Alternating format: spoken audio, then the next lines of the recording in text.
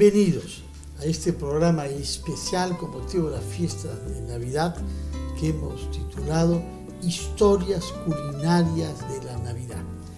Y nos sentimos muy honrados de hallarnos en la casa de Teresa Izquierdo, quien fue una de las grandes maestras de la cocina peruana, sin duda un emblema de la renovación de nuestra cocina que se produjo desde los años 70. Estamos en la casa en la que ella vivió durante largo tiempo y nos hallamos con su hija, Elena Santos, que es una maestra de la cocina también, que nos recibe en este hogar que fue el de ella con su madre, lleno de recuerdos de Navidad. Elena, muchas gracias por recibirnos y por permitirnos estar acá. Muchísimas en el gracias. espacio que fue de tu madre y tuyo. Así es. Muchísimas gracias por la invitación y estoy aquí a las órdenes para las historias que yo pueda contar alrededor de la Navidad junto a mi madre. Bueno, tu madre tenía una gran afición por celebrar la Navidad, el nacimiento de un Dios. Exacto. Y es una fiesta sobre todo para niños. Tengo entendido que invitaba a una cantidad de sobrinos considerable, más que varios equipos de fútbol, ¿no? Ah, sí, a ella le gustaba mucho celebrar las fiestas, sobre todo la Navidad, ¿no? Y compartir, para ella muy importante el compartir. Siempre agradecida con la vida, agradecida con Dios, porque ella era muy católica. Entonces ella siempre decía que había que agradecer y que mejor que empezar por casa. Entonces ella se planificaba hacer siempre cada año una reunión para todos sus sobrinos nietos, ¿no? Y llamaba desde agosto o septiembre, ya estaba llamando a la familia, preguntándole la edad de los chicos, cuántos años tenía cada uno, los nietos, qué sé yo cuánto. Y venía, pues armábamos el árbol inmenso y ella se sentaba en su sofá y ahí con su lista iba llamando a cada sobrino para darle su regalo. Preparaba una mesa linda, con arreglos navideños, con dulces, contrataba payasos y hacía un momento grato para todos los sobrinos que hasta el día de hoy la recuerdan ese rey. Ahora, al mismo tiempo que la búsqueda de los regalos, ella preparaba dulces ella misma, claro. Porque su actividad en la cocina comenzó, como la de tu abuela Liduvina, con la repostería y con los dulces. Exacto, mi mamá, antes de hacer siempre hizo cocina, ¿no? Porque se dedicaban, ellas vendían comida fuera en la puerta y cosas así, pero también eran repostera, ¿no? Es más, ella estudió en un lugar que se llamaba El Mundo del Azúcar, algo así, no recuerdo muy bien, era una escuela en ese entonces que lo regentaba una señora que se llamaba Yolanda Loaiza, que en su tiempo fue una señora muy reconocida, el arte del azúcar se llamaba. El arte del azúcar. El arte del azúcar, y ella estudió para hacer tortas. Y ella hizo también todas las tortas de matrimonio de todos sus sobrinos. Ella trabajaba haciendo eso, tortas, los dulcecitos y todo eso, y mi abuela la compasaba en todas esas cosas, ¿no? Y hacía, como le contaba anteriormente, paquetes navideños para los pensionistas que ella tenía.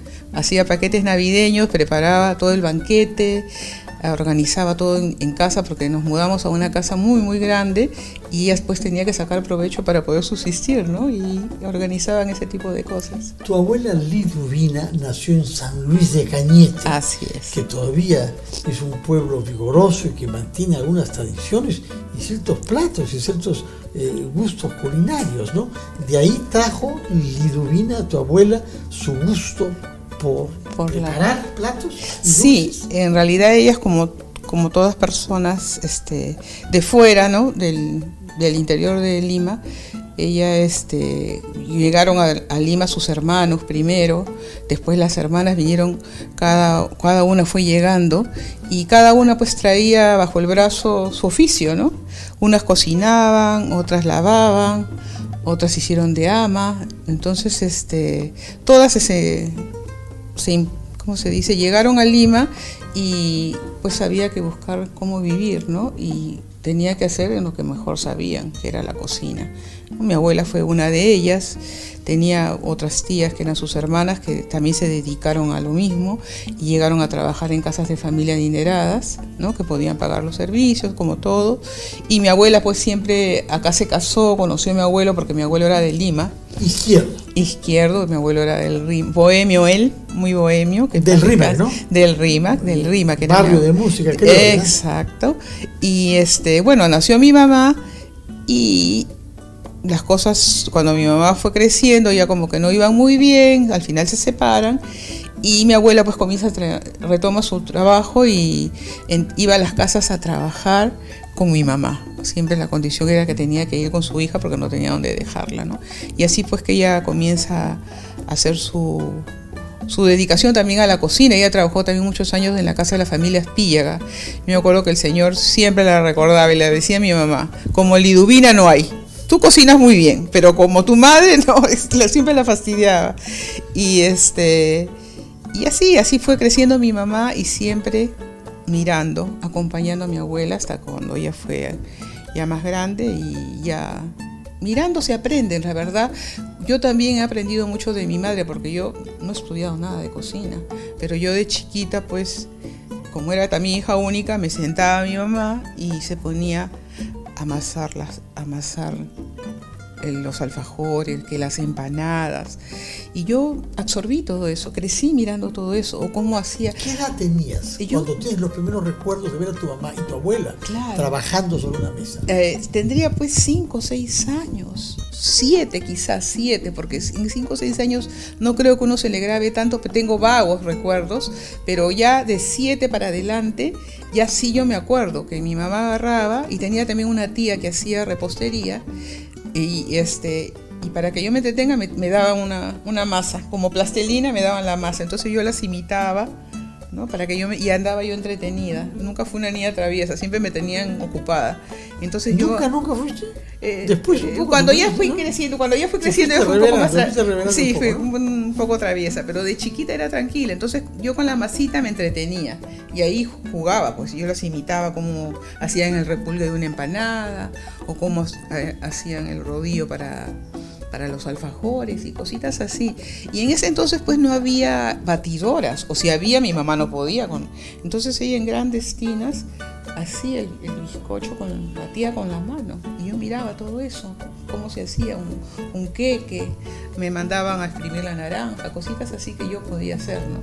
Y así fui creciendo, ¿no? Hasta que ya comencé, pero siempre, por eso creo que me gusta la repostería, porque eso es lo que yo más me dejaban ver. Cuando ya cocinaban ya yo no podía estar porque era fuego, ¿no? Veía de lejos, ya eso lo aprendí ya adulta, ¿no? De acuerdo. Pequeña. Y tú has desarrollado algunos postres limeños sin leche.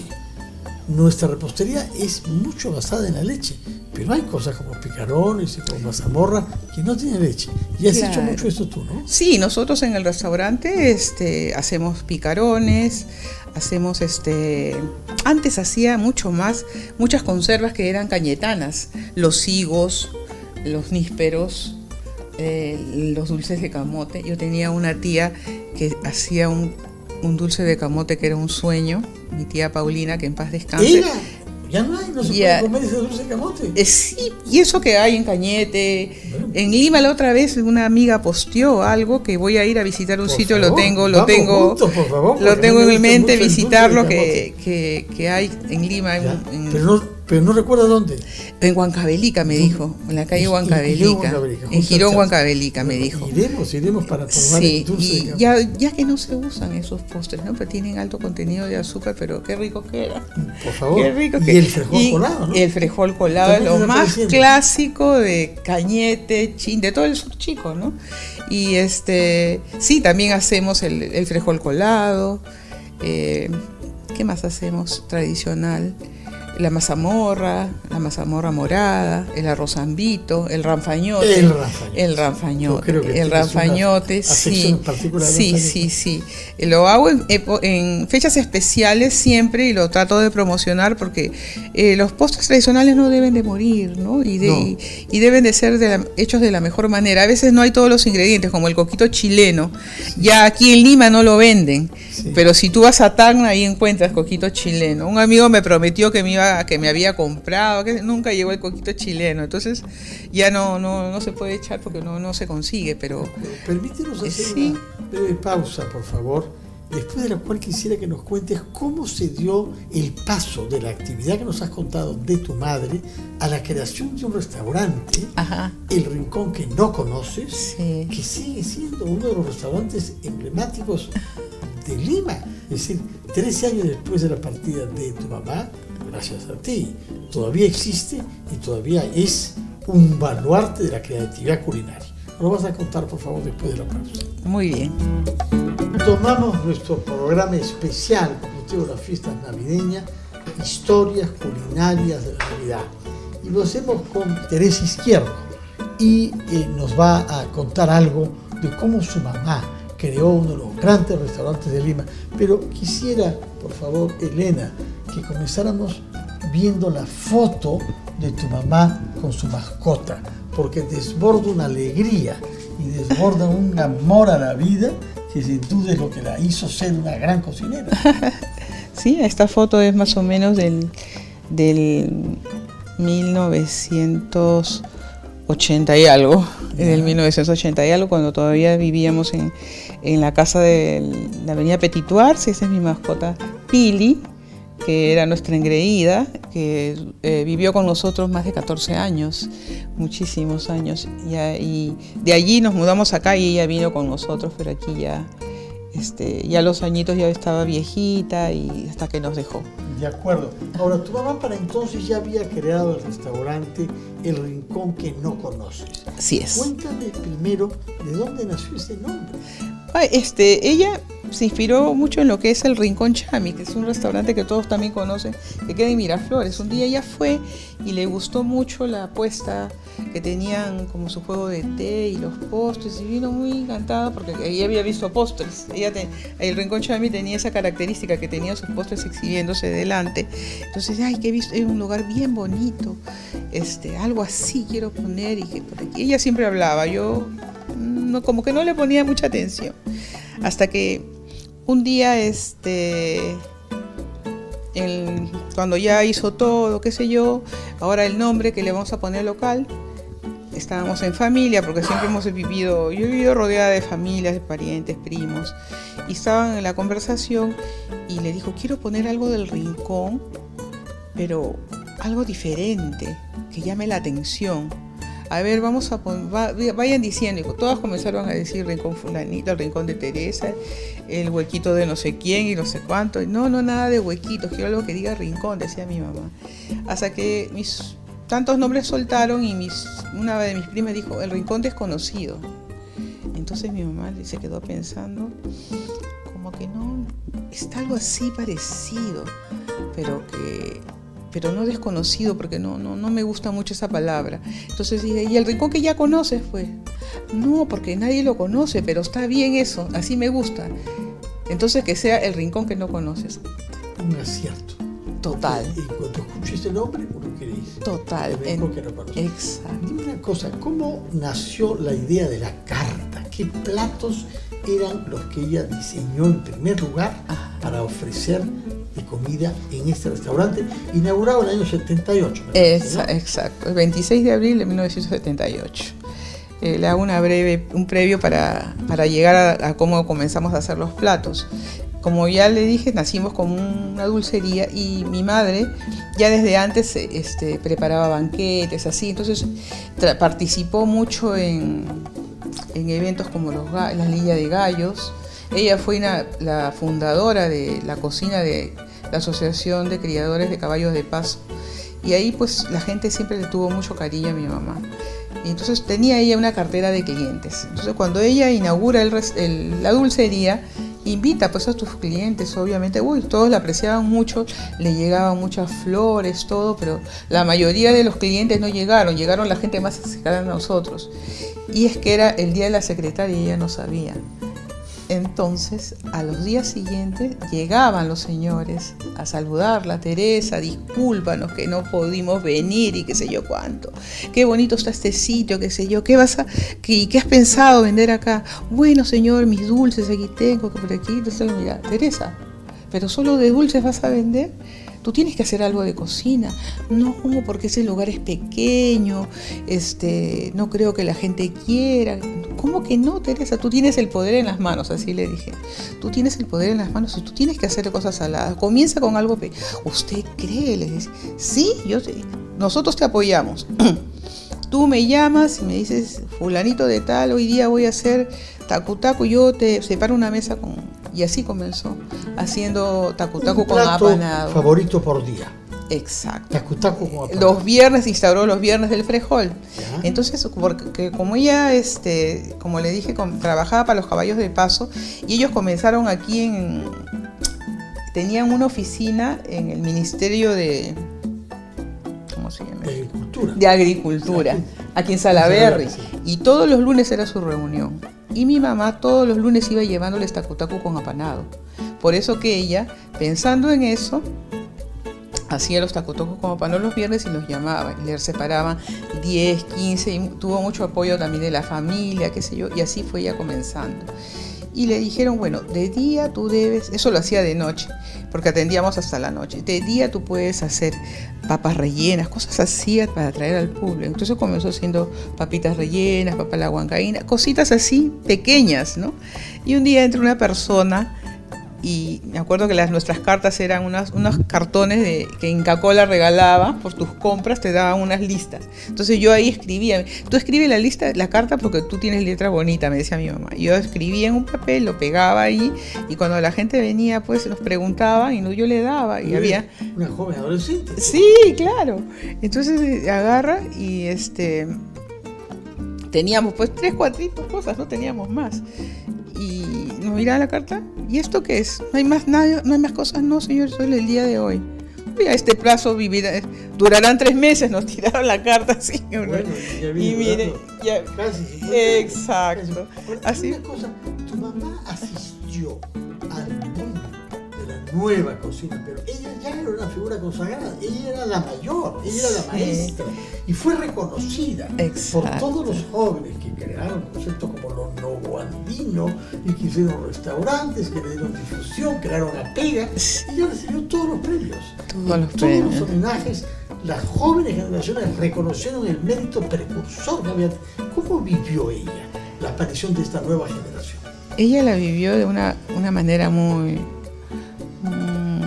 bonita, o sea, ella estaba muy de acuerdo. Ella siempre decía que la cocina no podía quedarse, que tenía que ser siempre evolutiva, desarrollada, ¿no? Pero para quien le corresponda, decía. Yo ya estoy en mi tiempo en que para mí yo estoy ya identificada con la cocina tradicional.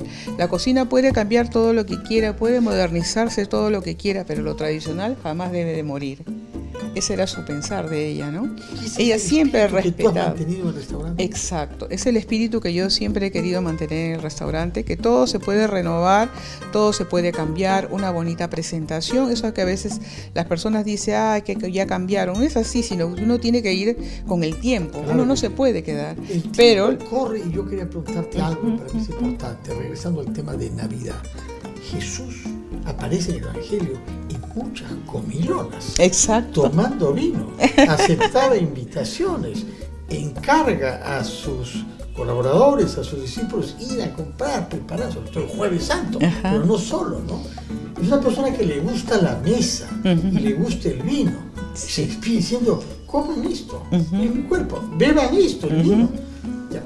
¿Cómo se vincula la comida con la esencia de la Navidad, que es un hecho religioso, que es el nacimiento de un Dios que es amor? En el caso de mi madre, la Navidad tenía motivos especiales, ¿no? Porque como le conté también antes, era muy católica, ¿no? Y para ella era importante, que también es parte de ser cristiano, el compartir con las personas, ¿no? Ella siempre, todo alrededor de ella era ofrecer amistad, ofrecer una bienvenida a casa, y siempre alrededor de la mesa, siempre. Ella convocaba a los amigos, a las amistades o a la familia, y siempre con una buena mesa. Elena Santos, muchísimas gracias de habernos recibido en la casa tuya, que fue de tu madre, y felicitaciones. Gracias. Por haber mantenido viva la experiencia de tu madre.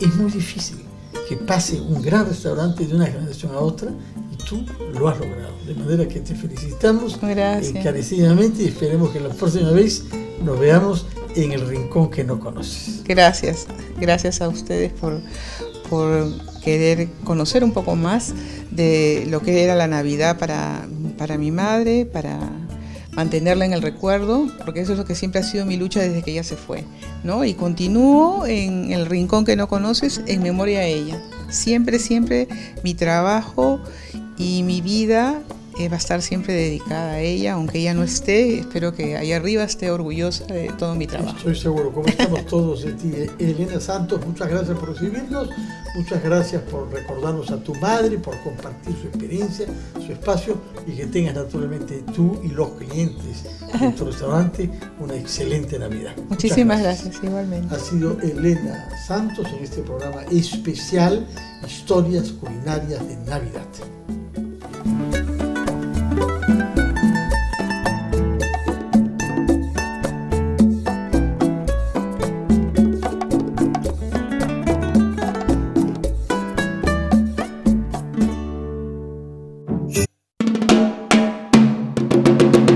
Continuamos con nuestro programa extraordinario con motivo de la Navidad, y lo que queremos hacer son historias culinarias de la Navidad.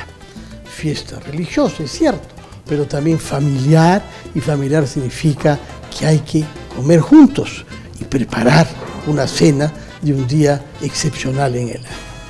No hay ninguna historia culinaria más intensa que la del local en la que nos hallamos, el señorío de Sulco, en todo sentido. En primer lugar, porque hace 38 años, yo lo recuerdo muy bien, destacó la importancia de algo que los limeños habíamos olvidado, es decir, la existencia de un canal construido hace más de 1000 años, en las alturas de Ate y el Agustino, que sigue surtiendo de agua hoy a 12 distritos de la margen derecha del río Rímac, hasta desembocar en la playa chorrellana de La Chira.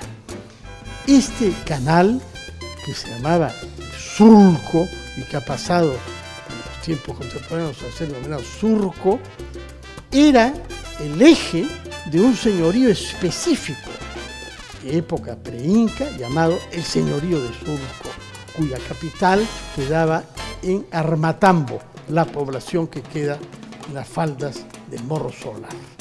Y aquí estamos en el malecón de Lima, en Miraflores, al frente del Morro Solar, capital del señorío histórico de Sulco, que entre tanto ha desplazado su capital a este restaurante gracias a su fundadora, Isabel Álvarez.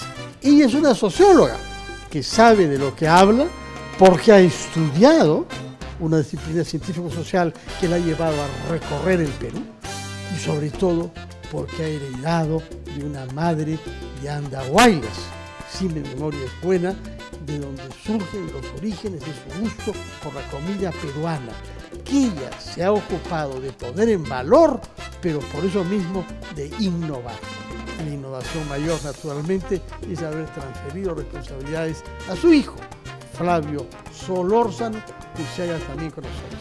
Isabel, muy buenos días, gracias por recibirnos Flavio, muy buenos días y felicitaciones por la tremenda responsabilidad que has asumido. Fernando, muchísimas gracias por la introducción que has hecho y me da un inmenso gusto que rememores el pasado, de dónde viene la palabra señorío de Sulco, su trascendencia que ha tenido para la cultura y cómo yo me permití, en base a la investigación que hice, de tomar ese nombre, porque era más que era bello, señorío de Sulco, y muy bien lo señalas, y yo creo que es importantísimo todo lo que has dicho. Te agradezco, si acaso me permito hacerlo a nombre del señorío de Sulco, mi empresa, mi madre, la memoria de mi madre, en fin, muchas gracias por eso. Qué ocurrencia, es más bien un gusto estar acá una vez más. Yo en la época que se creó, yo estaba viviendo fuera del Perú, pero en cuanto pude venir en unas vacaciones, vine acá, recuerdo con Raúl Vargas, que me dijo, es un lugar que tienes que conocer, a ti te va a encantar. Y la verdad es que desde que uno pone los pies acá, antes de oler los platos, antes de verlos y saborearlos, uno encuentra una cantidad de cosas que nos preparan para el rito de la comida que se prepara acá. Y el principal elemento acá, sin duda, son estas máscaras. ¿Por qué no nos dices, para comenzar, unas palabras sobre cómo lo has ido constituyendo y qué valor como socióloga, tú sabes, claro, han tenido las máscaras en las festividades de nuestro pueblo? Muchísimo. Bueno, en primer lugar, alguna vez estaba leyendo a un filósofo que decía, ¿no?, que en la vida todos tenemos siempre en un momento una máscara, siempre, no para las circunstancias, sino que siempre la cultura misma, las formas como uno se vincula, nos ayuda, nos pide imaginariamente tener una máscara. Eso me pareció bien fuerte, y en mi recorrido como socióloga, cuando estaba muy joven, trabajé en la FAO, fui mirando máscaras que me parecían bellísimas. Entonces, poco a poco, eso quedó en mí. Y cuando abrí el restaurante, paulatinamente, en cada lugar que iba comprando, porque no es que en un sitio ya, tú bien lo sabes, lo saben todos los que nos están escuchando y viendo, que esto es una forma como de ir coleccionando lo que el Perú produce en las diferentes regiones. Así que, paulatinamente lo he hecho. Mira, ¿cómo será esto de tan bonito que una oportunidad no hace mucho tiempo vino un francés, como comensal, en fin, con otra gente importante, qué sé yo, del Perú, y miró todo esto y me dijo, yo soy coleccionista importante en Francia de máscaras, le compro todo esto. Yo me reí, ¿no? Dije, señor, me pareció como gracioso por decir algo. Le digo, no se trata de, no, le digo, así me ofreciera, no, le digo, este es la vida de nosotros, el señorío, en mi país, no. Lo que va mirando, me dijo, me gusta más todavía, con la respuesta que le di. En fin. Ahora, dinos una palabra sobre tu mamá, porque es el origen, ¿no?, para la vida de todos nosotros.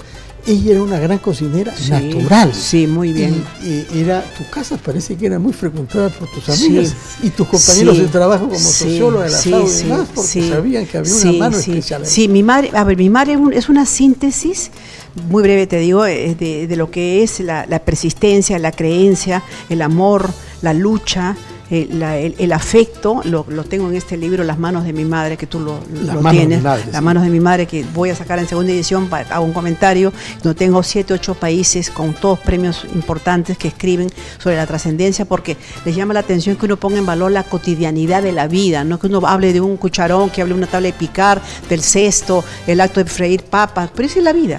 Y así fui formada yo.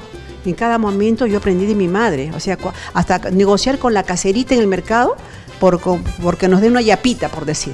Pero la forma es la que mi mamá me enseñaba. Y eso yo lo aprendí tanto, eso quedó en mí, fue acumulando, hasta que ya en un momento determinado, como bien señala y que bien que lo recuerdo, no sé si lo has leído, te lo han comentado, cuando trabajaba allí en el proyecto de CESPAC, sí, en efecto, en mi casa era el lugar de llegada de la gente para almorzar, para comer. Y además mi mamá llegaba a la hora del almuerzo, no te preguntaba si habías comido, siéntate, ya te sirvo. Ya, eso era, ¿no? Flavio lo sabe, ¿no? Así del colegio. Has tenido la suerte de haberla conocido también. Disculpame que de repente no tiene mucho que ver con la entrevista y es más hacia ti, ¿no? Nunca he visto una persona que conozca, además resuma tan bien, tan corto, tan preciso, tan hermoso lo que fue el señorío de Sulco, porque algunos decían hasta que porque era Sulco, porque era de chinitos y no podían pronunciar la R. Y por el otro lado, has llegado a soltar una frase como que en la casa nuestra se hacían estas fiestas, y es así, tal cual, o sea, nunca he conocido una persona que, al menos una entrevista hemos tenido de la que se nos haya descrito de manera tan certera lo que es el señorío, lo que somos nosotros, ¿no?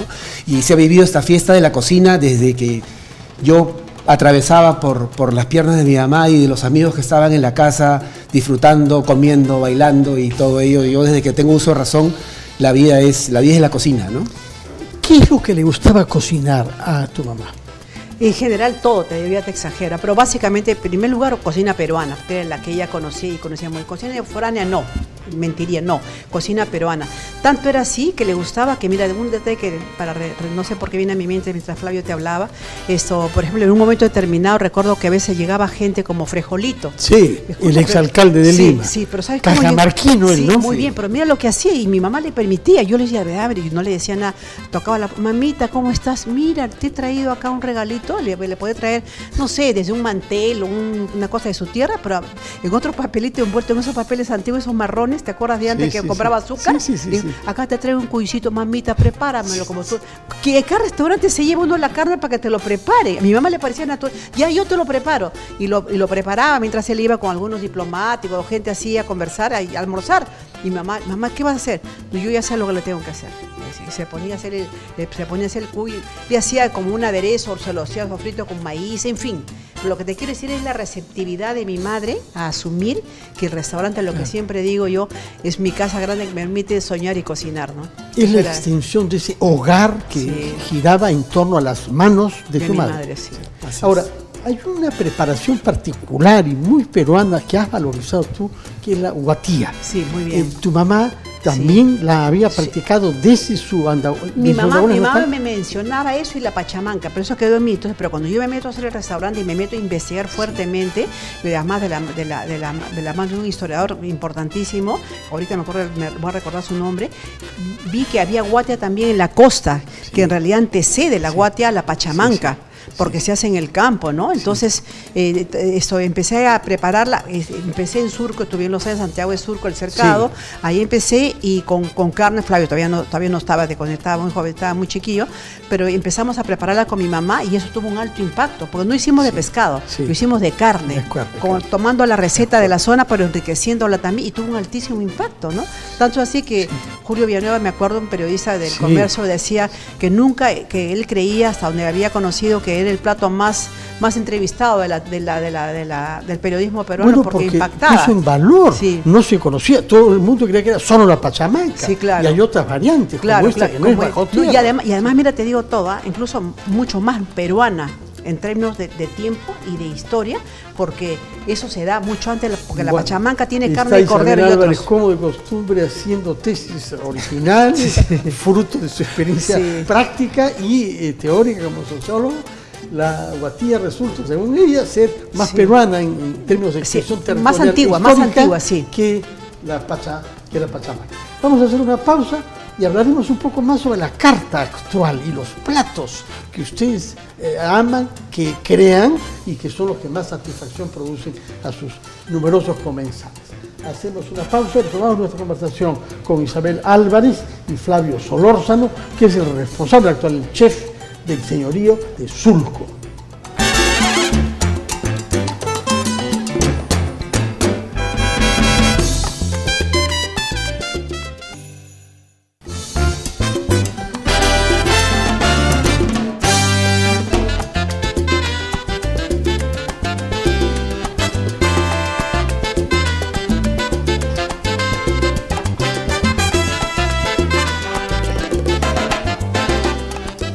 Estamos en el restaurante Señorío de Sulco, en el Malecón Cisneros de Miraflores, con la fundadora, la señora Isabel Álvarez, y el actual chef, su hijo Flavio Solórzano.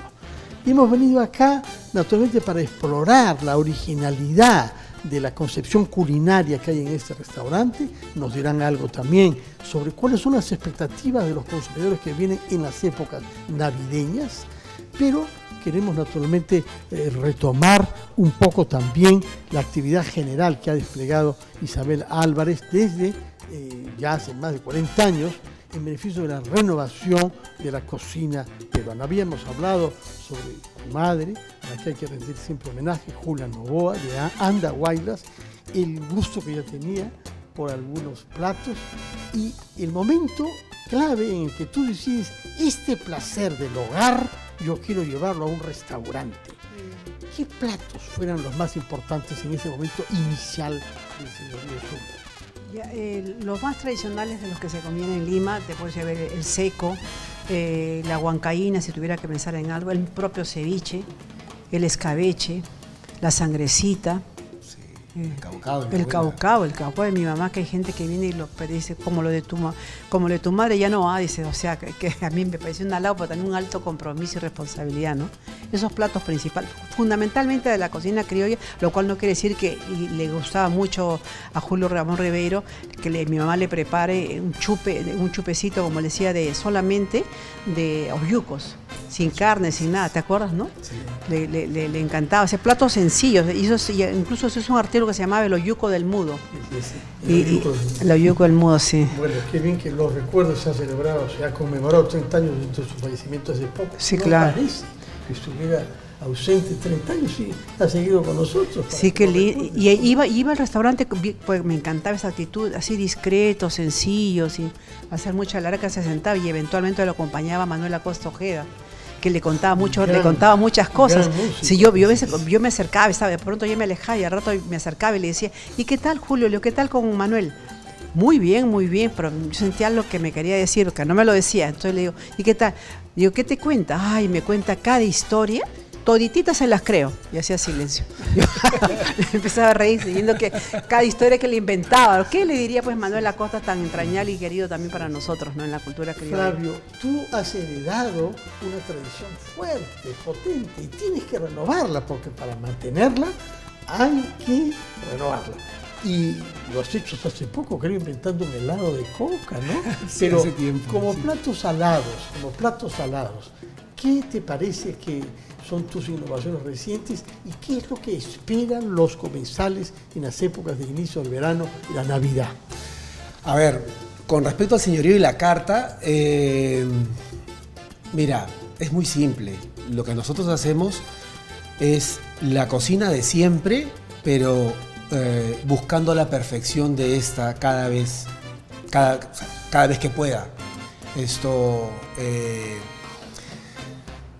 si bien la cocina tradicional todo el mundo se la imagina hecha de una misma forma todo el tiempo, no es estática, siempre se va transformando. O sea, la cocina tradicional no está escrita sobre piedra, ¿no? Es una cocina que permanentemente busca la perfección en su preparación. Entonces, en ese camino tú puedes probar un plato de siempre, pero para el comensal el plato está mejor, está más rico. Pero en ese tiempo nosotros hemos trabajado 1, 2, podemos trabajar un plato 10 a 20 veces durante un año, buscando la mejora del sabor, la mejora de la textura, la mejora de los cortes y todo ello, ¿no? Entonces, eso es lo que hacemos. Y seguimos buscando, siempre con todas esas investigaciones que hace mi madre, que la acompaño en alguna de ellas, platos extraordinarios que están presentes en la cocina limeña, que es la especialidad nuestra, y tomando en cuenta además que Lima siempre va jalando un poco de todas las provincias y va haciendo sus propias versiones de... Y eso es, ¿no? Entonces, en ese sentido, por ejemplo, no sé, hoy en Navidad, ya entrando la Navidad, por ejemplo, en una de las ofertas que tenemos son ponderaciones. Sí. Y las ponderaciones son para el guipeño. Turrones también. Mira, las encontramos desde México hasta Argentina. Pero no es, de verdad que no lo digo por ser peruano, pero las más bonitas, perfectas, es increíble, es uno de los postres más bonitos que se pueden servir en una mesa y están hechos en el Perú. Yo, por ejemplo, y al momento lo desarrollé todo lo que pude y logramos hacer unas ponderaciones que las ofrecemos también invitando un poco a la gente a que se acostumbre a ciertas preparaciones en Navidad. Entonces las ponderaciones solamente las servimos en Navidad, las acompañamos con unas natillas ahí que acompañan y eso es, ¿no? Y todos los años siempre hay una mejora, porque como son pocos ingredientes es la temperatura del aceite, la que entra, la que sale y todo ello, ¿no? De acuerdo. Ahora, por otra parte, Isabel dice que tu restaurante, que es una institución entre tanto en Lima, actualmente está construido con material noble. Tú te has interesado en las picanterías, sí, es decir, claro. Restaurantes con techos de cera, y has publicado un libro importante y has militado para que el Estado reconozca las picanterías en carácter de patrimonio cultural.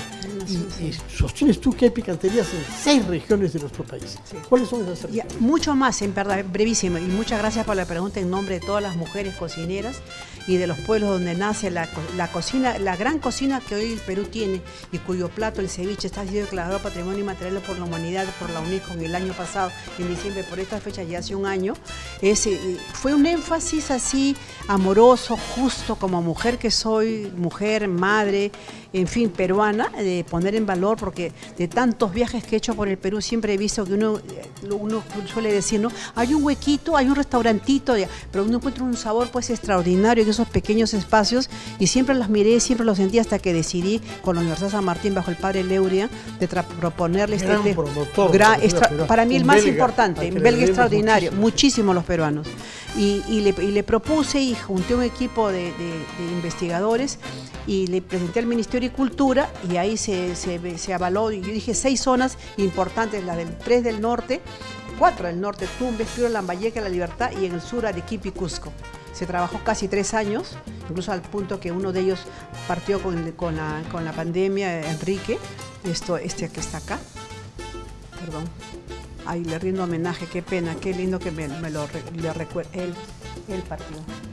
Enrique Ramírez Angul. Sí, arequipeño, historiador, partió con lo de la pandemia y intervino en el tema. Entonces, muy breve. ¿Por qué tener en valor las picanterías? Porque allí nacen las cocinas que hoy se representan en las regiones, las llamadas cocinas regionales. Mira, la señora Benita en Arequipa, Flavio, tiene más de 40 años de cocinera. Allí donde esa construcción colectiva de la cocina, como todas las cocinas del mundo, en el Perú, están vivas todavía en estas 6 regiones, ¿no? Quisiera que Flavio nos diga una palabra, no solo un plato, sino sobre un elemento alimentario en el que tú has sido precursora para su difusión mundial, que es la quinoa. La quinoa que ustedes utilizan acá, cuéntanos. Y ha hecho un libro qué importante. Platos hay, sé que has trabajado sobre eso, pero realmente es un mundial. El ceviche es muy apreciado en ciertos países, pero hay más resistencias a nuestro limón, difícil de adquirir, mientras que la quinoa se ha difundido en todos los restaurantes del mundo. Así es. Bueno, mira, la quinoa prácticamente ha estado relegada hasta... Bueno, hay toda una historia con la quinoa, ¿no? O sea, con todo el equipo que hicimos el libro Ayara Madre Quinoa en el 2013, como parte de la investigación se encontró, por ejemplo, que los españoles nunca relegaron el producto, más bien lo buscaban. Tenían frases tan bonitas como que las mujeres que comían quinoa se veían más bellas y rosaditas, decían, ¿no? Entonces, no se sabe eso. Sí, y más bien el antiguo peruano fue el que de alguna manera trató de alejar la quinoa de la gente que venía de España, ¿no? Entonces, esto, y hacia los años 50 aproximadamente, es que recién se retoma el consumo en las zonas altoandinas con mucha vergüenza, porque inclusive entre los mismos pobladores, si te veían consumiendo quinoa, pues eras de un nivel social inferior. Hacia los años 80 comienza a recuperarse con un nivel mayor, pero siempre con este tema de prejuicio. Y hacia el año 2000 con fuerza, gracias a Bernardo y Pucho La Rosa, sí, con la cocina nuboandina, que le dio un refresque a todo esto. Y bueno, y de ahí tenemos ya, bueno, una historia nueva para la quinoa, ¿no? Pero lo que tenemos que entender es que nosotros los peruanos tenemos una quinoa originaria que compartimos con Bolivia en la zona del lago. Hay preparaciones propias hasta antes del año 2000 más o menos, se conocían 3 o 4 preparaciones, el resto son recreaciones. Hoy en día ya es conocido por más de 40 preparaciones ancestrales en base a quinoa, ¿no? Entonces, de eso me siento muy contento. Sin duda. Y bueno, y la labor es posicionar la quinoa peruana en el mundo, porque hay variedades extraordinarias en términos gastronómicos, ¿no? Ya ven ustedes cuán lejos podemos llegar con la familia que son Isabel y Flavio, que han sostenido algo. La comida constituye la identidad de la persona que come, que busca comer algo, y de los pueblos que la producen. De manera que estar acá en el señorío de Surco y comer rico, dejarse sorprender por todos los sentidos, por el gusto, el paladar, etcétera, el olor, pero mucho más que eso también, profundizar en nuestra historia como país y preguntarnos qué nos pasa. ¿Por qué la armonía que hemos logrado entre componentes diferentes mejor la podemos lograr también en otras dimensiones de la vida. Ha sido nuestra visita al señorío de Surco, fundado por Isabel Álvarez y dirigido actualmente por Flavio Solórzano, con motivo de nuestras exploraciones culinarias de la Navidad. Gracias por su sintonía.